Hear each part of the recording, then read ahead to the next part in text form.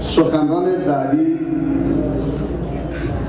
آقای اسام شکری از حزب کمونیست کارگری چپ عراق.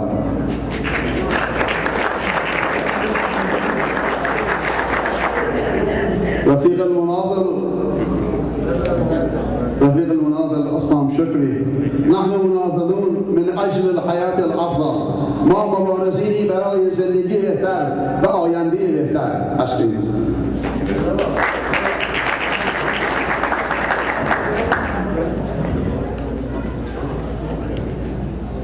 Comrades, good evening. Apologize, I have to speak in English, otherwise nobody will understand me.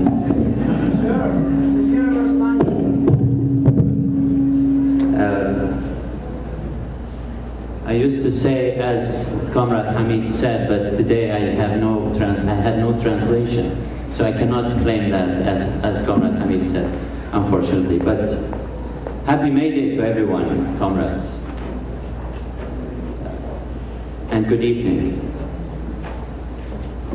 A few days ago, I wrote an article in Towards Socialism. It's a newspaper that we publish in Baghdad. In that article, I started with saying that the working class is the grave diggers of the bourgeoisie. This is an old classic phrase that was written in the Manifest by Karl Marx and Friedrich Engels. But it applies today as it applies at their time. Without going into details and explaining how the working class is the grave diggers of the bourgeoisie, I assume that you all know that. A few days later, I read news about Bangladesh workers who were killed in a building collapse in Dhaka, the capital of Bangladesh.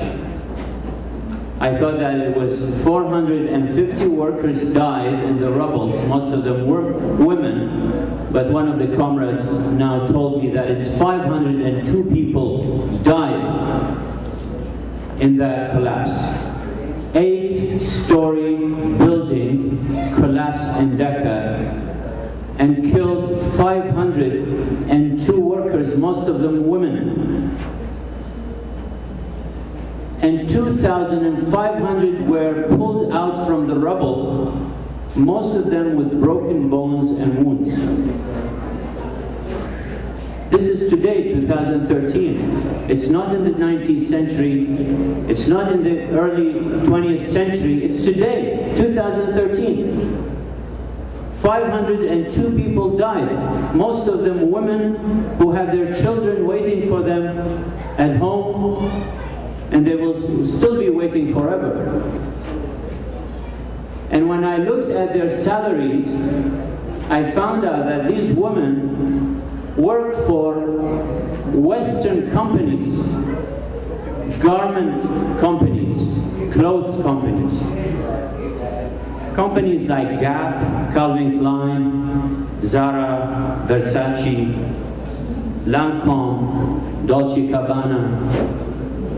They work for these companies. And you know how much salary they get per month? $50 per month.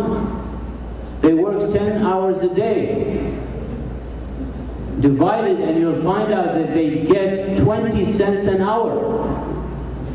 Dolce & Gabbana and Gap and Calvin Klein, who sells their shirts for hundreds of dollars, have these workers killed in cold-blooded collapse of a building that was built by the capitalists of these factories, and they were pulled out, and no one opened their mouth. The news wasn't even on headlines. Probably a few hours and they were pulled out. So I went back and said, what did I say? Did I say that the workers will grave the bourgeoisie? And I felt embarrassed. What did I say? Is it the bourgeoisie burying the workers or the other way around? But then I realized that it wasn't me. It's not the phrase that it's wrong. It's this world that is wrong. This unjust world that is wrong. This is contradiction. The providers of wealth in society are pulled out from the rubble with 20 cents an hour. And their children have no pension, they have no humane treatment by the government because the government is Islamist. The government of Bangladesh are aligned with the Islamists who produce fatwas against bloggers because they are atheists, because they say God is a bullshit. And this is happening in 2013. Comrades, I felt so helpless. I felt so behind. I couldn't do much to the working class. And I'm from Iraq, and we have the same destiny for the people in Iraq. Throughout 2012 and 2013, 70 workers in Kurdistan, Iraq, were killed under the rubble of houses and building sites. And Masoud Barazani and Jalal Talabani are coming out smiling and saying, Iraq, unified, federalism, we're all okay, nothing is happening. And the workers are dying every day because of bad conditions, because of poverty, because of conflicts. And I'm only talking about Kurdistan, which is a normal society, so to say. And Masoud Barazani wants to expand his rule for another 4 years, democratically, of course, by paying money, by bribing, by threatening, by buying votes, and so on and so forth. This is a world that is contradicting itself, comrades. Mansour Hikmat, when say this is an upside-down world, this is the upside-down world that we see now. Workers are dying and capitalists are taken to court, few shots here, few shots there, and they are freed for money. I heard that the Maliki broke one of the strikes of Anbar, Fallujah, with $150 million. So the news say, comrades, in the West this is called sweatshops. Bangladesh, Malaysia, India, Pakistan, Afghanistan, the tigers of Asia, Thailand, Singapore, Philippines, Malaysia, Vietnam, Laos. These are the sweatshops of the world, and China is the sweatshop of the working class in the world. So the West get to clothe by the toil of these people. And they say there's no working class. Where are the working class? In Iraq, comrades, the balance of the Iraqi cabinet was $100 billion. $100 billion for 2012. And the Iraqi people, 50%, according to the United Nations, 50% of Iraqi people are unemployed. They're looking in the garbage for rice and pieces of bread. And the balance of the government is $100 billion, according to their own statements. Unemployment is on the rise, it's 50%. And there was a young man in Nasiriyah city in the south of Iraq who burned himself to death. He didn't create a revolution like Mohammed Abu Azizi in Tunisia, but it was a true, and it was pictured. Women in Iraq are in their miserable situation. Never ever happened that the women in the world were so bad.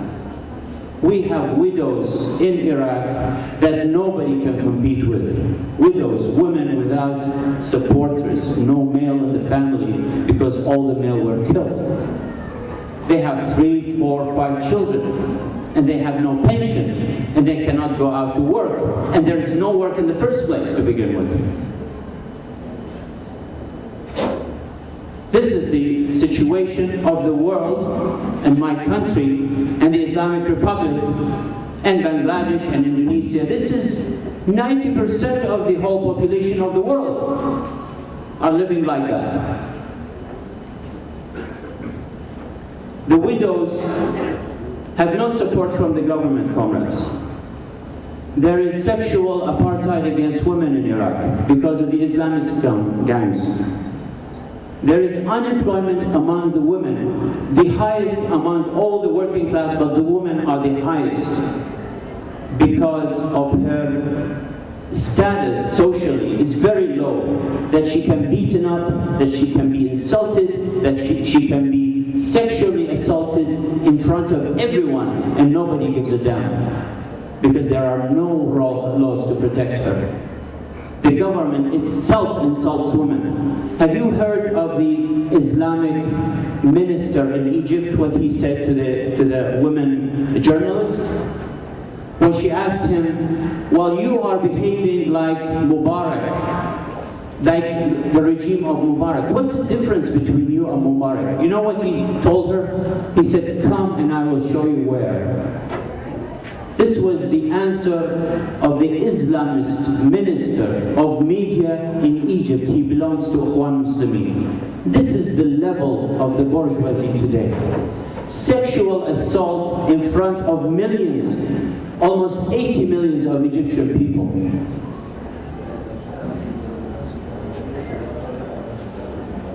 Comrades, but this is not only for the working class in the third world. This is the situation of the working class relatively also in the West.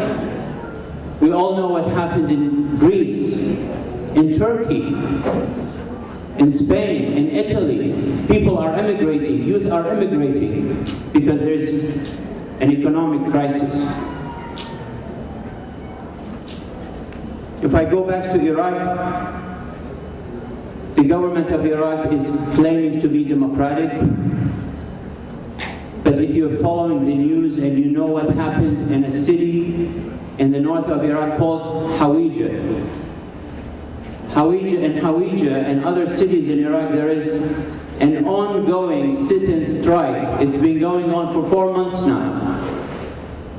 In the dawn of April 23rd, a government force at the dawn at 5 a.m. went into Hawija, broke into the tents of the demonstrators and killed 50 demonstrators who were not armed and injured 110 people. Hawija is a small, dusty town in Kirkuk. And there was a massacre in Hawija. Our party took initiative and I wrote a letter to the International Criminal Court in La Haye in Holland to ask them to bring Nouri al-Maliki as a war criminal because he committed a crime against humanity.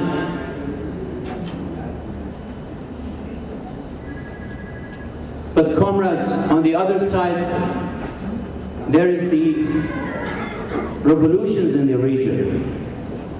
I know there is drawbacks in the revolutions. I know the West tried to impose Islamists, but the picture is ever-changing in the region. It is ever-changing. There is no static situation anymore. And I suspect that Hamad Morsi and all the other gangs, including Nouri al-Maliki and the Islamic Republic of Iran, of course, after the incidents in Syria, which has weakened the Islamic regime a lot, and now they are in a defensive mode. They are in a defensive mode, and that will impact the situation in Iraq as well.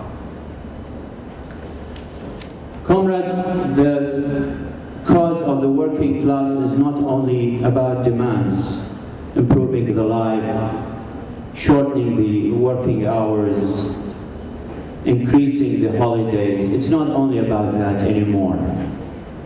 In my view, it's now a matter of life or death. And the reason I put all these figures in front of you is because I'm telling you that workers are literally being killed, not only exploited in the classical sense, they are killed. They squeeze them like cockroaches, and they don't care.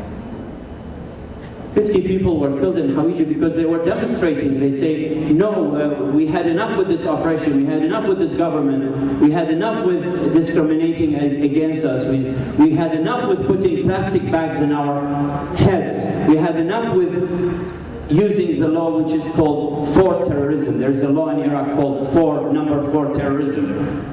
It's similar to the laws of George Bush that he issued after September 11 in the States. Anyone suspected, put him in prison. This is going on in Iraq up to this day. But on the other hand, comrades, our party, the Left Worker Communist Party, is active, is gaining ground. People are hearing us, people are listening to us, people are accepting us. And I claim that the society now has changed so much. And I've just been telling one of the comrades that the society is leaping forward. It is leaping forward even faster than the left can catch up with. And I always give an example of Alia al-Mahdi, who defied political Islam in such a beautiful and graceful way. She said, here's my body, look at it, and tell me if this is art or shame. You are the shameful people. Comrades, we have a lot to do. We have a lot to do.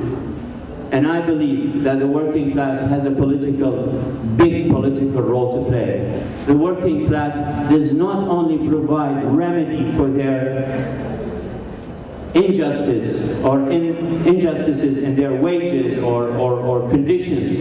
They have a political role to play. They are about freedom. They are about equality. They are about civility in society. Civility in society is missing. And the working class can have an answer to this civility. The issue of women, the issue of children is in the hands of the working class. The bourgeoisie has gone bankrupt, completely bankrupt, in the moral, ideological, political, and social senses. They are bankrupt. They have no more moral standards anymore. And also I wrote some time ago, I said Robespierre, if you compare Robespierre to the politicians now, you'll be ashamed. This is 250 years now, and we have someone who denies even that the earth is flat, is rounded, it's a globe. They say it's flat. This is because they are bringing religion back into people's lives. And this killing and suppression of women, suppression of children, suppression of youth, depriving them of modernity, of modernism, of civil life, of free love, of free relationships between men and women. This is because they brought back religion into people's lives. We have a lot to do, comrades.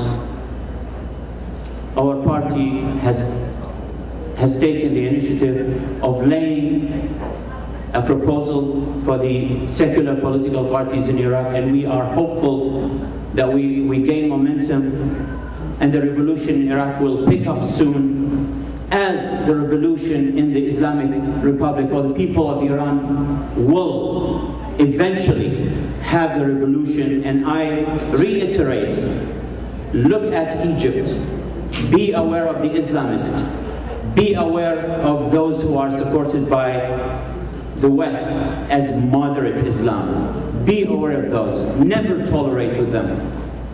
People need socialism, comrades. Working class can do that. Working class is the majority.